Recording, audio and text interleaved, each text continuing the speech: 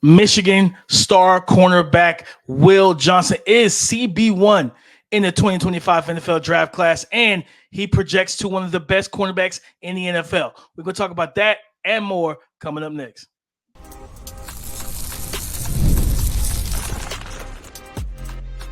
You are Locked On NFL Draft, your daily podcast covering the NFL Draft. Part of the Locked On Podcast Network, your team every day. What's up, Locked On family? Welcome back to the Locked On NFL Draft Podcast, your daily podcast. Cover your favorite draft prospects, part of the Locked On Podcast Network, your team every day. I'm your boy, Damian Parson. You can find and follow me on X at DP_NFL.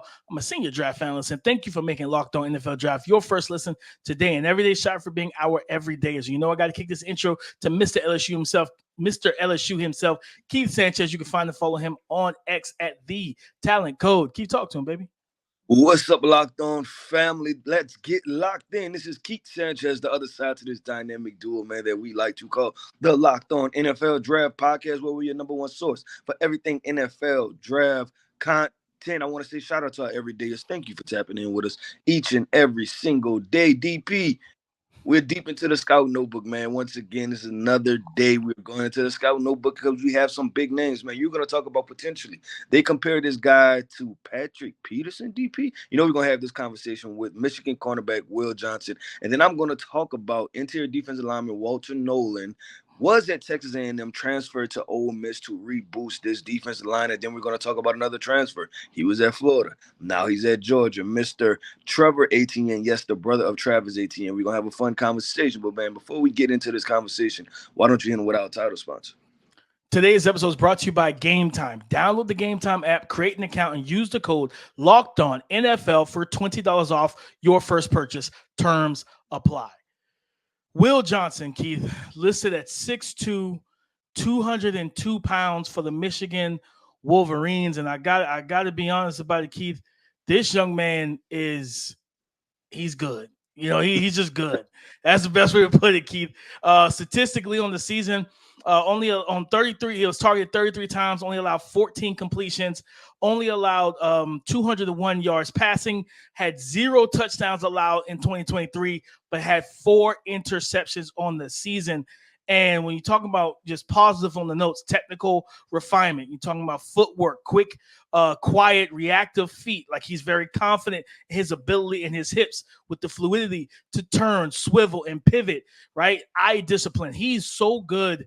And it reminded me a lot of watching Quinyon Mitchell, where Quinyon played a lot of cover 4, cover 3. He's backed off the line and reading the action in front. Will Johnson has such an explosive trigger downhill where it's like he's sitting, he's got a smooth back pedal. Like just watching him, he looks like a pro corner that's been in the league for 3 to 5 years.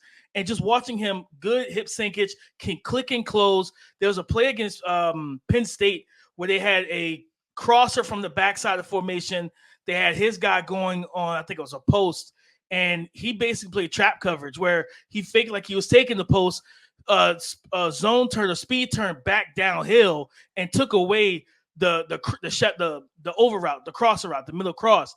And it was just like he passed it off, being able to play both zone and man. He's so good in terms of reading everything in front of him. But the trigger downhill is where I like. I don't know if anybody has seen the trailer of the NCAA college football game that's dropping next month.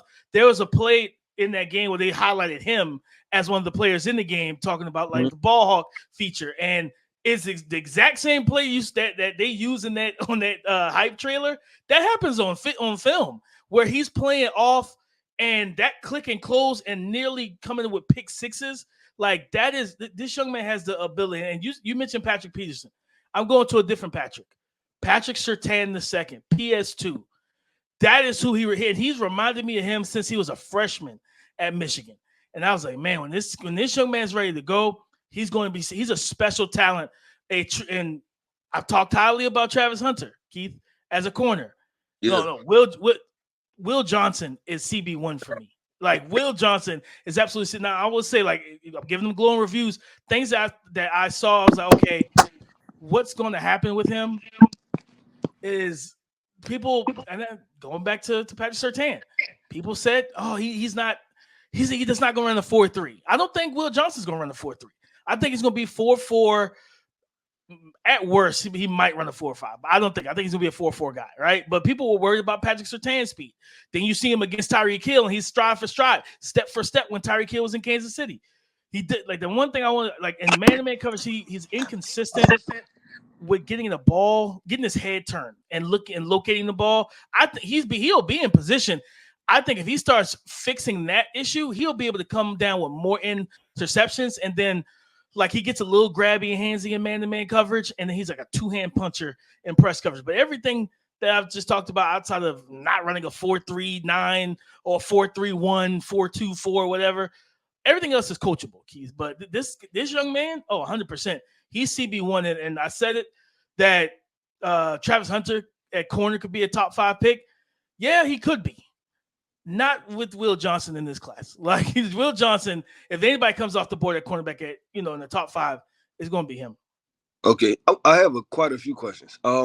With him, does the ball tracking situation, will that drop him any? Like, is it a concern, or is it more of a area of improvement when you watch him? More of an area of improvement. Like, he stays chest to chest. He plays with proper technique. He's right in the hip pocket of the receivers, just like, hey, like you been on the sideline. How many times y'all yell ball at a cornerback where the ball's coming, right? It's that moment, just turning, looking for the ball, and then coming up with the interception. And like, his ball skills are great. Like, he tracks the ball well. It's just more so he'll get so detailed in his attention on the receiver and playing the receiver that sometimes I think, okay, look for the ball and go ahead, because then that's what takes you into that elite tier. Not only are you blanketing and covering and wiping out the receiver, but if they do dare target you, then you turn your head around, look for the ball, and take it away. And that's when you put yourself in that upper echelon type of category, because we've talked about Derek Stingley, we've talked about Sauce Gardner, right? Those are two of the best cornerbacks in the league, right? But Sauce is predominantly cover 3. He plays some man-to-man. It's very sporadic when he does. I look at Will, when you look at Derek Stingley, he can play cover 4, quarters, cover 2, man-to-man. He's more versatile than the Sauce, right? But both of them at the top of the league in terms of what they do. I look at Will Johnson in that type of category, of especially where you look at now, of course, I think Derek Stingley's going to be a better athlete than him, but just the ability to literally mirror the technique and press coverage with his footwork, mirror and 1-inch steps, being able to really stay with guys, stay square, stay patient. I just love what he brings to the table, and I think he's an absolute game changer. This is an island type of corner, right? Like, this is a guy, they trusted him. They didn't throw safeties over the top when he played Marvin Harrison Jr. They said, man, go out here and do your thing. And they did that even as a freshman. You know what I mean? Like, or as a sophomore, I think it was. They still had – no, it was a freshman. They still had DJ Turner and everything. That was that first year for Marv. And so, yeah, I just looking at him, man, I think he's a top 5 pick. Probably going to be one of my highest graded players. He's my highest graded player right now on my board through the me being the Big Ten scout over at the Draft Network. Like, he's my highest graded player right now. And then Travis Hunter at corner is right behind him. Okay, cool. And I get excited to watch good cornerback play, DP. That's my thing, man. Real quick, I'm a rapid fire question. Is he more Patrick Surtain or AJ Terrell? Patrick Surtain.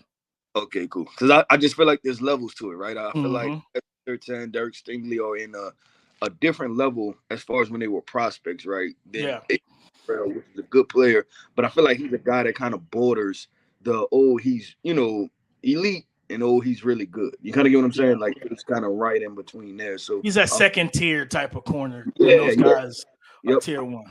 Okay, cool. Yeah, I just wanted to know that. That was the couple questions I had. He sounds like a very intriguing prospect. Can't wait to get eyes on him, man, especially if that's going to be CB1 in this class. We will see, DP. We just getting this marathon started. Coming up next, man, we're talking interior defensive lineman from Ole Miss, Mr. Walter Nolen. Could he be defensive tackle 1 in this draft class? Today's episode is brought to you by Game Time. Guys, Game 3 of the NBA Finals is in Dallas, and it tips off tonight. And if you're a fan of the Dallas Mavericks or the Boston Celtics or just an NBA fan in general, you should try and go to the game because it will be exciting. It will be cool. It will be a lot of fun to experience. Game Time makes getting NBA Finals tickets even faster and easier. Prices on the Game Time app actually go down the closer it gets to tip off. With killer last minute deals, all in prices, views from your seat, and their lowest price guarantee, Game Time takes the guesswork out of buying NBA tickets. So, guys, go to the Game Time app and look for the game 3 and 4 that's going to be in Dallas for the Dallas Mavericks. Take the guesswork out of buying NBA Finals tickets with Game Time. Download the Game Time app, create an account, and use the code LOCKEDONNFL for $20 off your first purchase. Terms apply. Again, create an account, use the code LOCKEDONNFL for $20 off your first purchase. Download Game Time today. Last minute tickets, lowest prices guaranteed.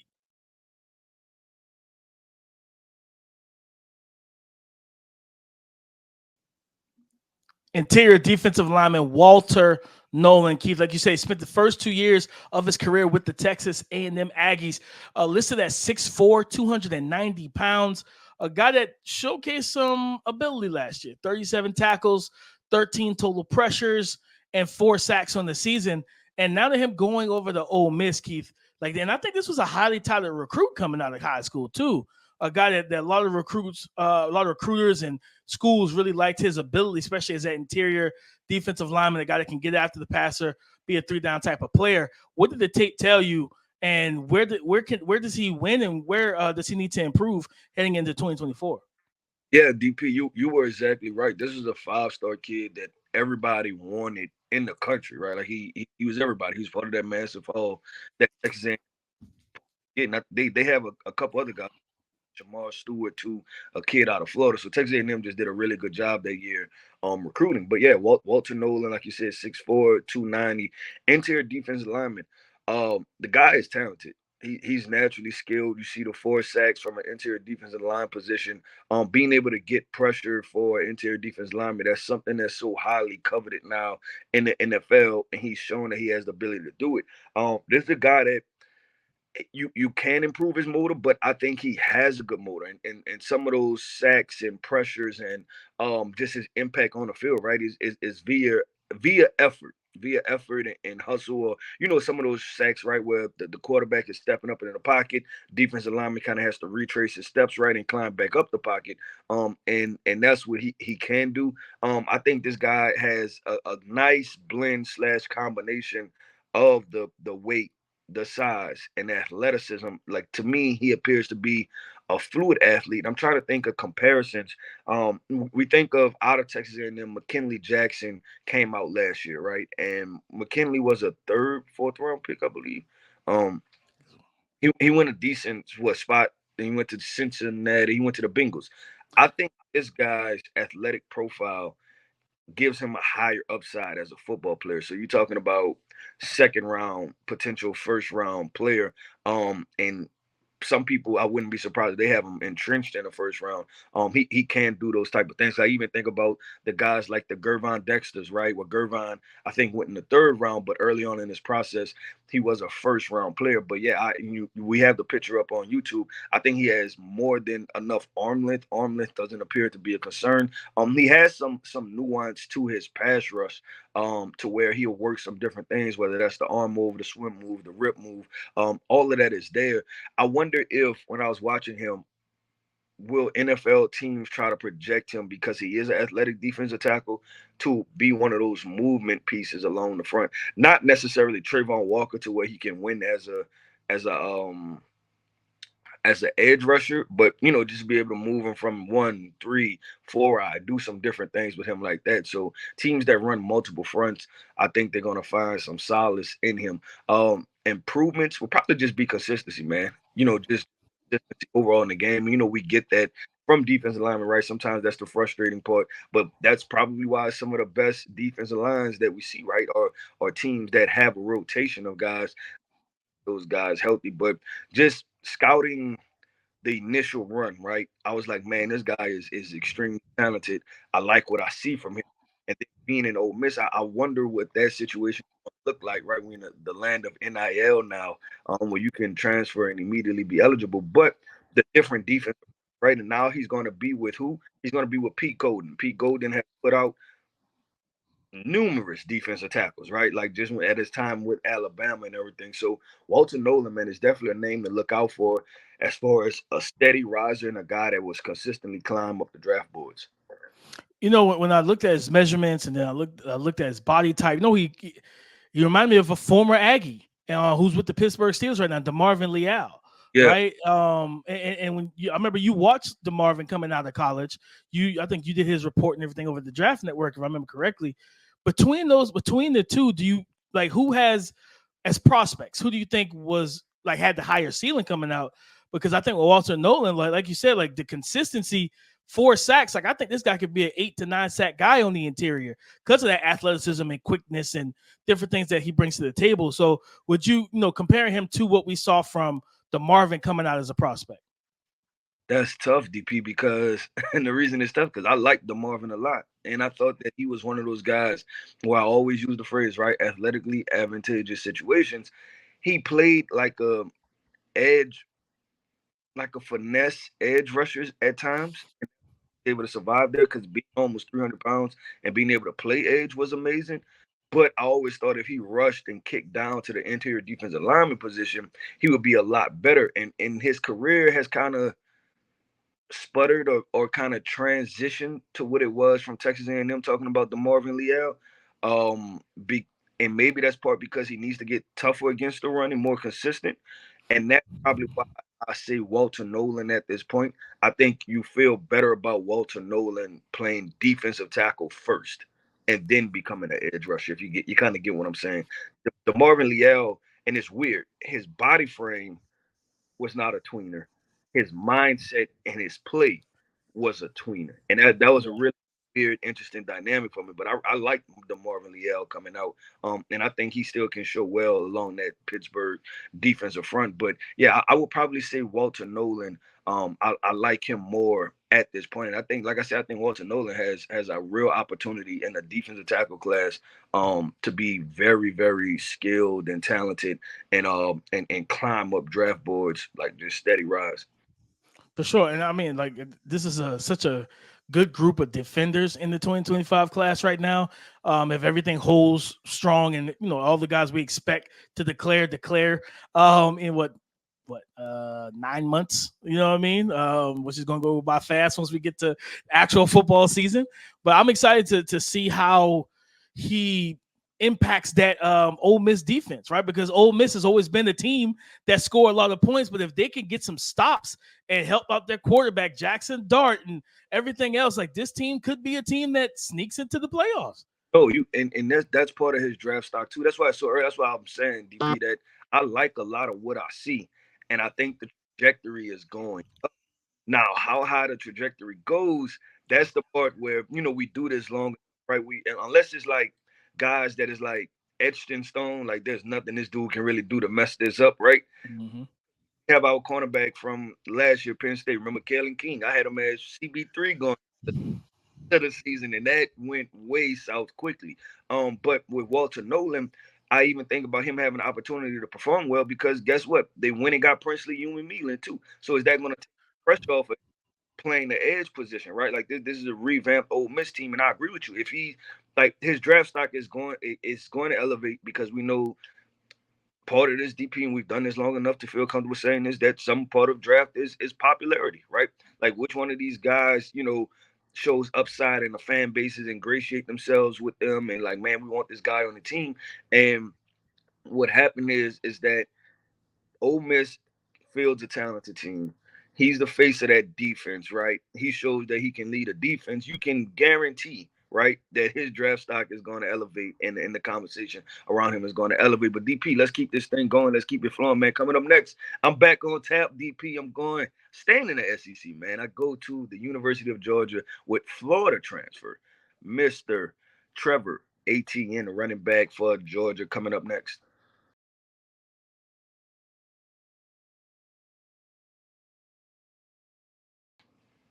Thank you for making Locked On NFL Draft your first listen today and every day. Shout out for being our everydayers. Keith, as we close this out with Travis Etienne, the Jaguars star running back, his younger little brother, Trevor Etienne, listed at 5'9", 205 pounds. played his first 2 years with Florida. He was on the team that had Anthony Richardson. The young man has showed some solid skill set so far. Statistically, 131 carries, 753 rush yards, and 9 total touchdowns in 2023. And now he's going to a team that is a perennial national championship type of team. They're going to be in the playoffs every year, right?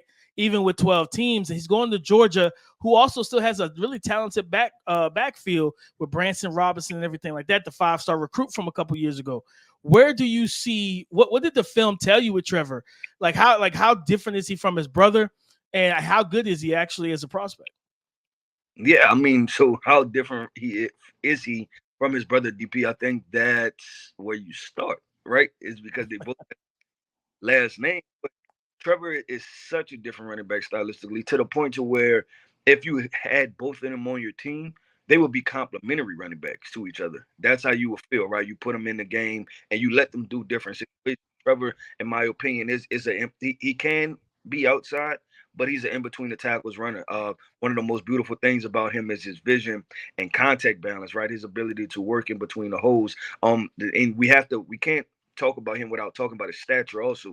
Travis, both of these guys, I just want to give a shout out to Louisiana. You know what I'm saying? Both of these guys, feel me? So I had to give a shout out to that. But man, watching Travis when he was in high school, Travis was I liking to call these guys sprinters, right? These guys and explosive in a straight line. You feel like you get this guy on the edge, right? Get this guy on the edges, then he's going to make a lot of things happen for you.